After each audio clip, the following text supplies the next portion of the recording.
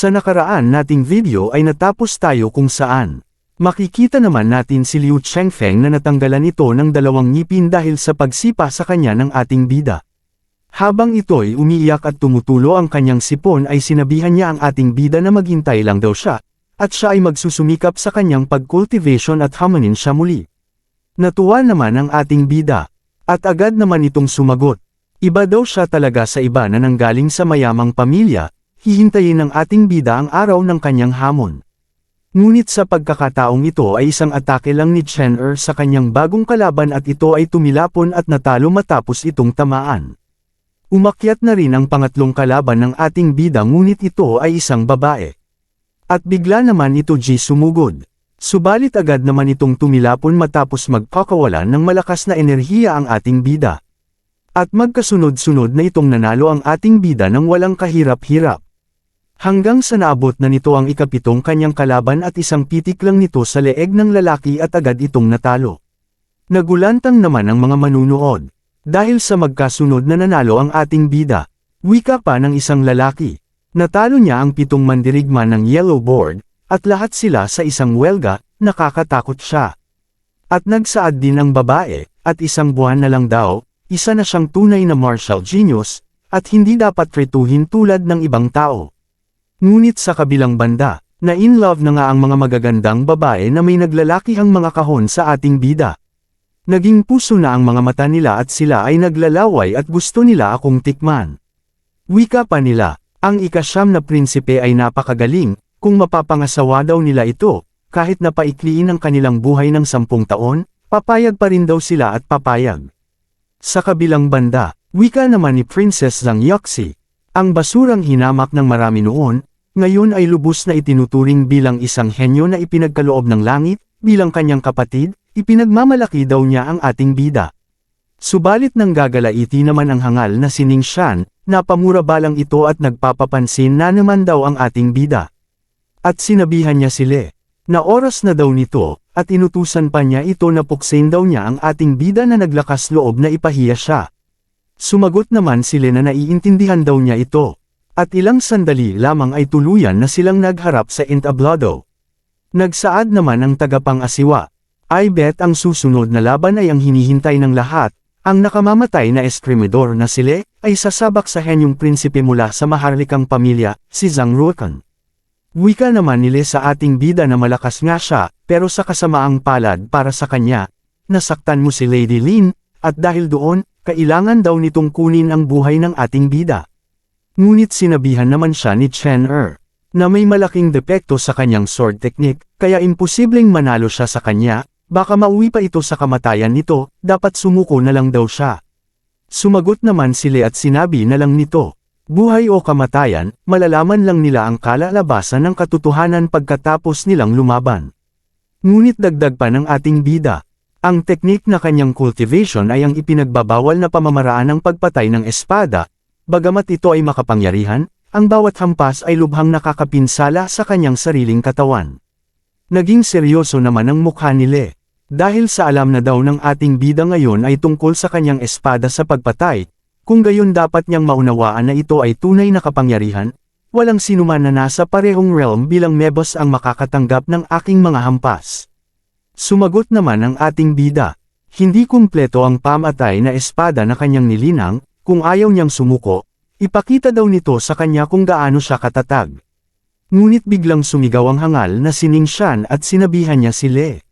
Naitigil ang pag-aaksaya ng kanyang oras na makipag-usap sa ating bida, at patayin na daw niya ito.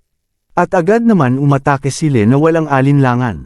Ngunit agad naman inactivate ng ating bida ang kanyang eye vessel, at biglang namula ang mata nito. At ilang sandali lamang ay nasalag naman ng ating bida ang atake nila.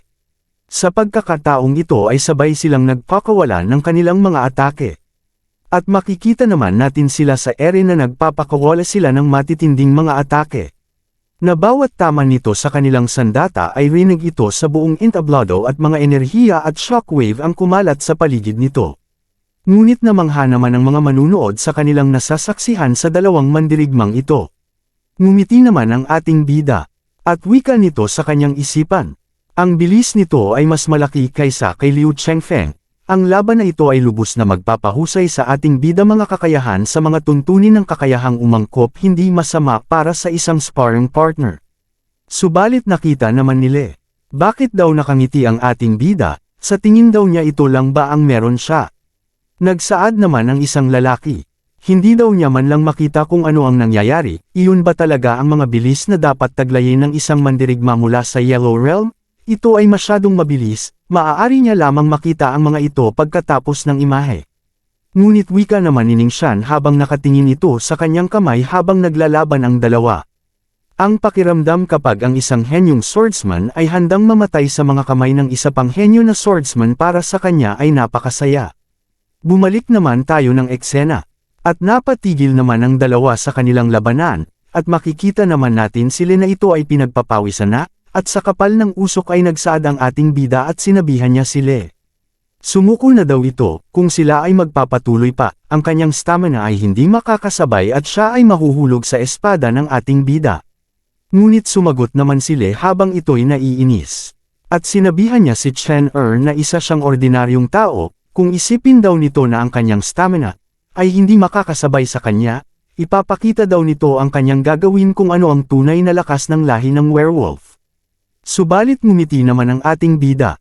Kung mayroon siyang iba pang mga finisher, pinakamahusay na gamitin ito ngayon, kung hindi, natatakot daw ang ating bida na baka mawalan siya ng pagkakataon na gamitin ito sa lalong madaling panahon. At ilang sandali lamang ay nagpakawala ito ng malakas na aura, sa lakas nito ay may kasama itong pressure, at makikita naman natin na unti-unti nang nagbabago ang kanyang anyo. Ngunit sa kabilang banda, nagsalita naman si Princess Zhang Yoxi at sinabihan niya ang kanyang ika-9 na kapatid na ating bida, kung gusto daw niyang patayin ito, ngayon na ang oras, magiging kakilakilabot ang mga bagay kapag ganap daw niyang nagising ang kanyang werewolf blood meridian.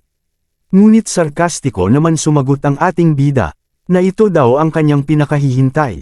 Subalit nabigla naman si Princess Zhang Yoxi sa sagot ng ating bida. Ngunit tapos na ang paghahanda nila at siya ay nagtagumpay na nagising niya ang Blood Meridian Werewolf nito. At nagpapakawala ito ng kanyang malakas na enerhiya. Wika naman ng hangal na si Ning Shan kay Zhang Ruoka na ating bida, na sila ay magkaibigan noong bata pa sila. Kung hindi daw siya pinahiya noon, hindi sana siya papatayin, at siya lang daw ang kanyang sinisisi.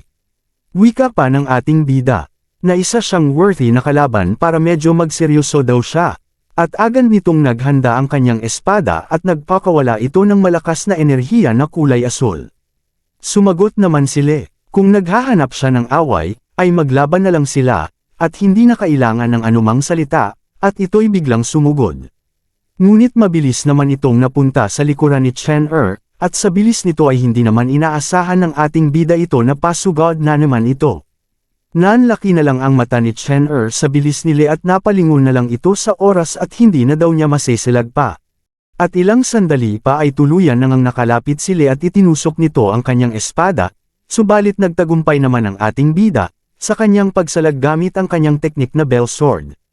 At isang malakas na pagsabog ang nangyari matapos magtagpo ang kanilang mga counter-attack. Subalit sa hindi inaasahan ay matagumpay naman sila na nasira niya ang ginamit ng ating bida na teknik na bell sword. Natuwa naman sila dahil nasira nito ang depensa ng ating bida, tingnan daw nila kung paano pa makakaiwas sa kanyang pag-atake at pagsalag sa pagkakataong ito. Ngunit ngumiti naman ang ating bida na animoy parang napaghandaan na niya ito. At sinabihan niya sila na paano kung hindi daw niya nais na iwasan ito.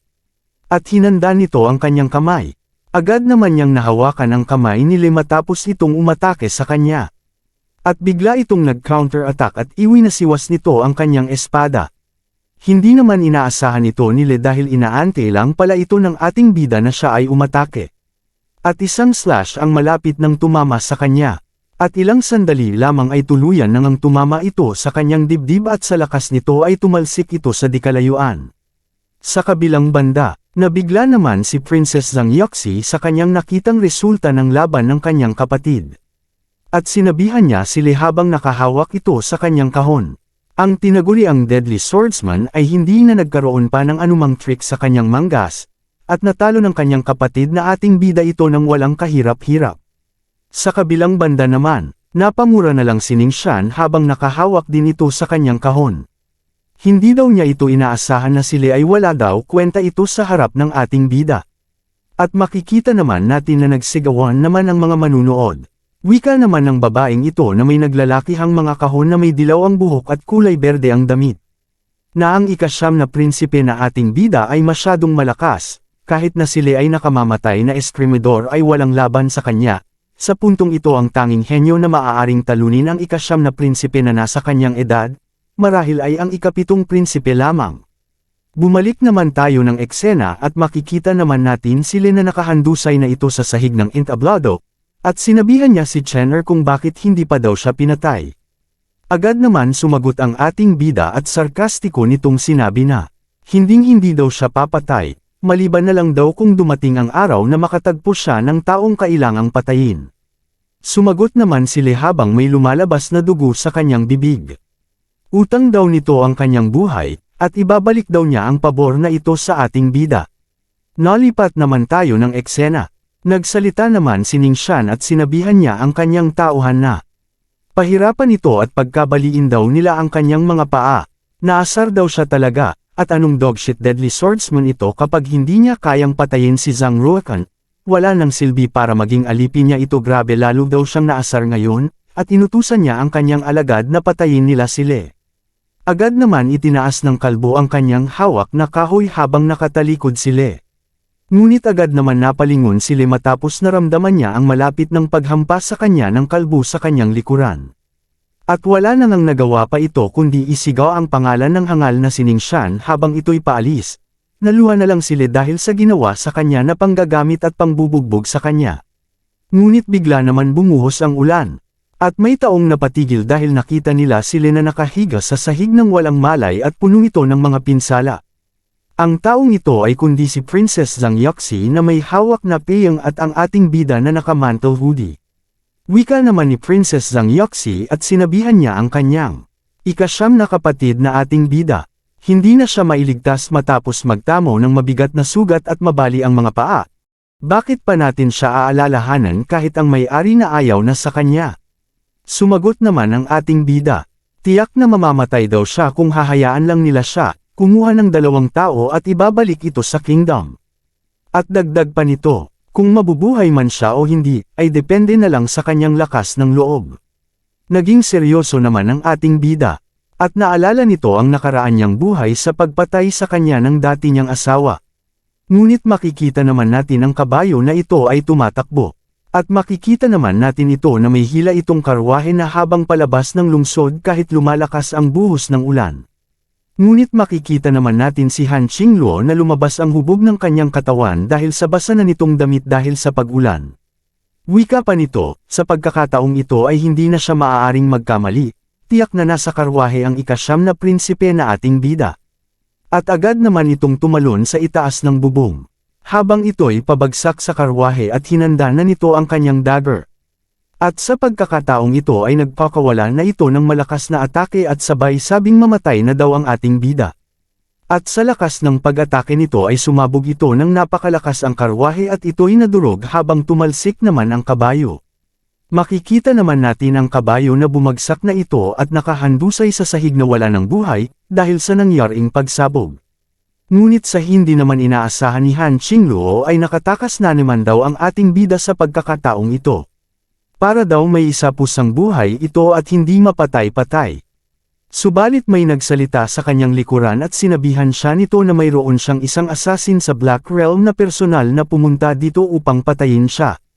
Ngunit, napalingon naman si Han Qingluo sa kanyang likuran at nakita niya ang ating bida na papalapit sa kanya. Habang papalapit ang ating bida, at sinabihan niya ito, na ito ay talagang isang karangalan.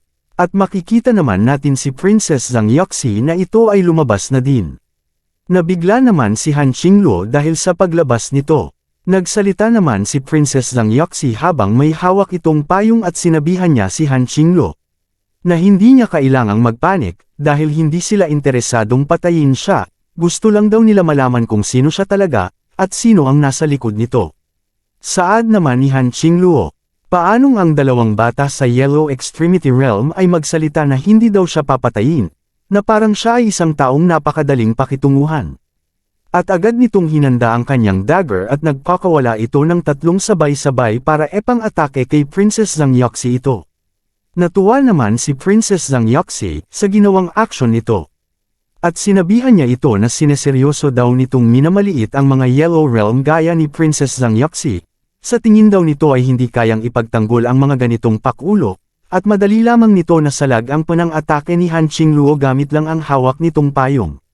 Sumagot naman si Han Qingluo. Sa level daw nilang dalawa ay hindi siya karapat-dapat na magseryoso, at agad itong umatake ng napakabilis. Sumigaw naman si Princess Zhang at sinabihan niya ang ating bida na mag-ingat daw ito. Biglang napunta naman ito sa itaas ng puno at ginamit niya ito upang mapabilis pa ang kanyang pag-atake sa ating bida. At ilang sandali lamang ay tuluyan na nga itong sumugod ng napakabilis at agad nitong itinusok ang kanyang dagger ngunit nasalag naman ito ni Chen gamit ang kanyang armor sa kamay. Ngunit nagsaad naman ang ating bida. Gaya ng inaasahan nito ay mas mabangis ang puwersa ng isang Black Realm expert kaysa sa Yellow Realm. Sumagot naman si Han Qingluo na inaakala daw ng ating bida na parang siya lang daw si Liu Chengfeng. At agad niyang ginamit nito ang twitch para bumalot ang kanyang punyal sa kamay ng ating bida. Natambo naman si Chen sa sahig habang naghahanda ulit si Han Qingluo ng kanyang gagawing atake. At inilabas nito ang kanyang maliit na patalim sa kanyang daliri. Sa kabilang banda, nangamba naman si Princess Zhang Yoxi at napahingi na lang ito ng isang himala sa langit para iligtas ang kanyang kapatid. Bumalik naman tayo ng eksena at makikita naman natin na malapit nang tumama ang daliri nito sa ating bida. Nanlaki naman ang mata ni Chen dahil hindi nito inaasahan na malapit na sa kanya ang atakeng ito. Ngunit agad niyang ginamit ang kanyang daliri upang mag-counter-attack sa huling sandali upang tamaan ang daliri ni Han Qingluo. At sa ginawa naman ng ating bida, ay napapikit na lang sa sakit si Han Qingluo dahil sa kanyang natamong pinsala sa daliri. At makikita naman natin na napaluhod na lang si Han Qingluo sa sahig. At sarkastiko pang sinabi ng ating bida sa kanya na sa susunod na gusto niya siyang patayin, magpadala lang daw ito ng mas malakas na isang taong ka-level daw nito. At sabay sipan nito, tinamaan naman si Han Qingluo at tumalsik ito sa ere. At sinabihan pa siya ng ating bida na, hindi man lang kalidad ng kanyang maging sparring partner nito. Ngunit bigla naman hinawakan ni Chen sa paang hangal, para ito ay mabigla. Naiinis naman si Han Qingluo dahil hindi nito inaasahan na nasa Yellow Realm lang ang cultivation ng ating bida pero paano daw siya naging mas malakas ng ganito. At ilang sandali lamang ay kanyang ibinato ito ng malakas. Ngunit sa ginawa naman ng ating bida at nabigla naman si Princess Zhang Yoxi. At sinabihan niya ang kanyang pangsyam na kapatid na ating bida. Babae pa rin siya, kailangan pa daw niyang gawin ito upang maging malupit. Ngunit napabuntong hininga naman ang ating bida at sinabihan niya na lang ang kanyang kapatid. Na siya ay isang nakamamatay na mamamatay tao, hindi mahalaga ang kanyang kasarian. Sumagot naman si Princess Zhang Yoxi at sinabi nito kay Chen na ang matalas niyang dila ay mas malakas kaysa sa aktwal niyang lakas. Ngunit makikita naman natin na bumagsak na si Han Qingluo at nagkadurog ang kanyang binagsakan dahil sa lakas ng pagbato sa kanya ng ating bida. Nagsalita naman si Chen at sinabihan niya si Han Qingluo na ito ay magsalita na, at ito na ang kanyang huling pagkakataon, kung sino ang nag-utos sa kanya na gustong patayin ang ating bida. Subalit hindi naman nagsalita ito bagkus naghanda pa itong umatake at ginamit nito ang kanyang maliit na punyal sa kanyang paa. At ilang sandali lamang ay punang-atake niya ito sa ating bida ngunit agad naman itong naiwasan ni Chen Ngunit makikita naman natin na tinamaan pa rin ito sa kanyang mukha dahil sa bilis nitong umatake para ito'y masugatan. Saad naman ni Han Qingluo, nabigo daw ang pagpatay nito sa ating bida, at kailangan niyang umalis dito, hindi alintana na nasa Yellow Realm ang ating bida, at marami na daw siyang karanasan sa labanan. At nakita naman ito ni Chen na biglang tumalon si Han Qingluo para ito'y tumakas. At dagdag pa ni Han Qingluo, ang lakas ng ikasyam na prinsipe na ating bida ay katumbas daw ng mga nasa gitnang yugto ng Black Realm, at kailangan niyang makaalis kaagad dito at iulat ito sa reyna. Subalit nanlaki naman ang mga mata ni Han Qingluo, dahil hindi niya ito inaasahan na biglang sumulpot sa kanyang tabi ang ating bida. At sinabihan siya nito na kahit pagkatapos nitong ilabas ang kanyang espiritual na dugo, Ang kanyang bilis ay talagang hindi ganoon kabilis, ngunit mabuti, siya ay isang tao pa rin sa kalagitnaan ng antas ng Black Realm kung tutuusin. Napaisip naman si Han Qinglo, na ngayon lang daw nakarating sa Yellow Realm ang ating bida, ngunit napakabilis daw nito. Ngunit habang tumatakas si Han Qinglo, ay nasusundan naman siya ng ating bida, at kanyang inaatake ito habang siya ay tumatakas, ngunit nasasalag naman ito ni Chen Er. Kahit saan naman pumunta ito ay nasusundan pa rin siya ng ating bida. Habang nakatingin ito sa kanyang likuran, ang katulad daw ni Chen Er na bastardo ay nakakainis daw ito, na ito ay hindi lang mabilis, ngunit mayroon ding napakalaking lakas. Kung magpapatuloy ito, natatakot daw siya na mahuli ito ng buhay, at bigla itong tumalon at inilabas nito ang kanyang 3 maliit na punyal sa kanyang kamay. Nabigla naman ang ating bida dahil nakita nito na may nakatagong weapon ito.